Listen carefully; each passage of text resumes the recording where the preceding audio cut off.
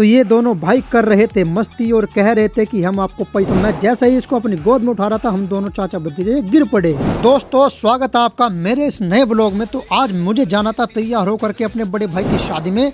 तो शादी में जाने के लिए मैं हो चुका था तैयार। तो अपने धनों को उठा करके मैं चल देता अपने मुजफ्फरनगर की ओर। तो मुजफ्फरनगर में बड़े भाई की होनी थी शादी। तो लगभग 1 घंटे का सफर तय करने के बाद मुजफ्फरनगर में मैंने किया प्रवेश।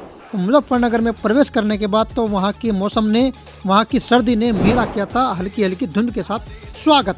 तो स्वागत को स्वीकार करते हुए मैं जा रहा था सबसे पहले अपने घर पर। तो मुजफ्फरनगर की अपनी सड़कों पर घूमते हुए मैं जा रहा था अपने घर की ओर। तो थोड़ी देर बाद मैं पहुंच गया था अपने घर पर। तो ये मेरा घर है, यानी जो हमारे बड़े भाई का घर है। तो सबसे पहले मैं तैयार होने के लिए, यानी कि अपना ड्रेस कोड चेंज करने के लिए मैं पहुंच गया था अपने घर पर। तो घर पर जाकर के देखा, ये हमारी भाभी श्री और ये हमारा भतीजा और सबसे छोटा भतीजा लेटा हुआ रजाई में।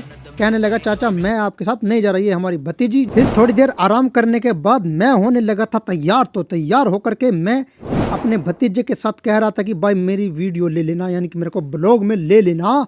तो ये मेरा भांजा है और ये भतीजा गजनी। तो मैं हो चुका था तैयार। तो तैयार होने के बाद मैं लग रहा था हीरो। तो मैं देख रहा था अपने आप को कि भाई मैं कैसा लग रहा हूँ। उधर भाभी श्री की आवाज़ आई कि भैया आप बहुत अच्छे लग रहे हैं। मैं कहा भाभी जी धन्यवाद। उसके बाद हमारा रियांश होने लगा था तैयार। तो कह रहा था चाचा जी मेरे को भी ले लेना अपने ब्लॉग में।